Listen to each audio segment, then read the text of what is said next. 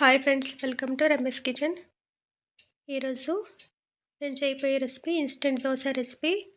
మినపప్పు నానబెట్టి కడిగి రుబ్బే పని లేకుండా చాలా సింపుల్గా ఈజీ ప్రాసెస్తో ఈ దోశ చేసుకోవచ్చు. ఈ దోశలు చాలా మెత్తగా వస్తాయండి, చాలా టేస్టీగా కూడా ఉంటాయి. ఇక ప్రాసెస్లోకి వెళ్దాం. ముందు ఒక పెద్ద గిన్నె తీసుకుని అందులోకి 1 కప్పు రేషన్ బియ్యాన్ని శుభ్రం చేసుకుని వేసుకోండి. వీటిని 2-3 సార్లు కడిగేసి పక్కన పెట్టేసుకోండి. ఈ బియ్యాన్ని ఒక అరగంట సేపు వరకు నానబెట్టండి. మీరు ఫస్ట్ టైం కనుక నా ఛానల్ చూసినట్లయితే సబ్స్క్రైబ్ చేసుకోండి. అలాగే పక్కనే ఉన్న బెల్ బటన్ క్లిక్ చేస్తే నేను చేసే ప్రతి వీడియో మీకు నోటిఫికేషన్ రూపంలో వస్తుంది. బియ్యం నానబెట్టేసాం కదా, ఇప్పుడు అదే కప్తో 1 కప్పు అటుకులను వేసుకోండి. ఇవి మందంగా ఉండే అటుకులు.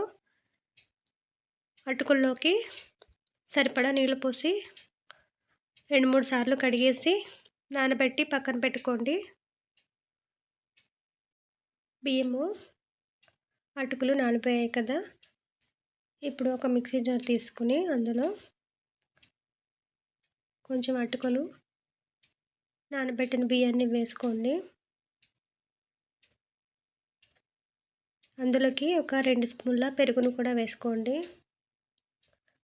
కొంచెం వాటర్ కూడా వేసుకొని మూత పెట్టేసి మెత్తని పిండిలాగా మిక్సీ చేసుకోండి. పెరుగు వేయడం వల్ల దోశలు అనేవి చాలా స్పాంజీగా వస్తాయి, టేస్టీగా కూడా ఉంటాయి. ఇలాగే మిగిలిన బియ్యాన్ని అటుకులను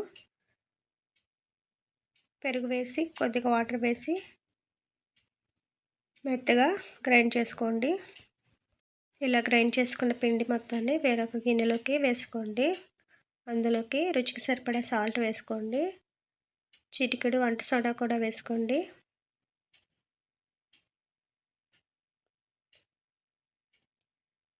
కొంచెం వాటర్ వేసుకొని పిండిని బాగా కలుపుకోండి.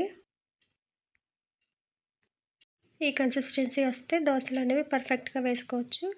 ఇక స్టవ్ వెలిగించేసుకొని ఒక ప్యాన్ పెట్టుకొని ప్యాన్ బాగా హీట్ అయిన తర్వాత 1 టేబుల్ స్పూన్ ఆయిల్ వేసి ప్యాన్ అంతా స్ప్రెడ్ చేసుకోండి. ఇప్పుడు మనం రెడీ చేసి పెట్టుకున్న పిండిని కొద్ది కొద్దిగా వేసుకుని దోశల్లాగా చేసుకోండి. అందులోకి కొద్దిగా జీలకర్ర కూడా వేసుకోండి. పైన ఆయిల్ వేసుకోండి. దోశని మరొక వైపు టర్న్ చేసుకోండి. ఇలా రెడీ అయిన దోశని వేరొక ప్లేట్లోకి తీసుకోండి. ఇలాగే మిగిలిన పిండిని కూడా దోశల్లాగా వేసుకోండి. పైన కొద్దిగా జీలకర్రని వేసుకోండి. జీలకర్ర వేయడం వల్ల చాలా టేస్టీగా ఉంటాయి దోశలు అనేవి. దోశని రెండో వైపుకి తిప్పుకోండి. చూడండి, ఎంతో ఈజీగా దోశలు అనేవి వచ్చేస్తున్నాయి. ఇలా ఇన్స్టెంట్గా కావాలనుకున్నప్పుడు ఈ విధంగా చేసి చూడండి,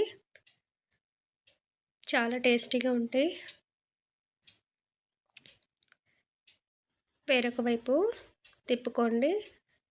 2 వైపులా దోశ వేగిపోయింది కదా, ఇప్పుడు తీసేసి వేరొక ప్లేట్లోకి పెట్టుకోండి.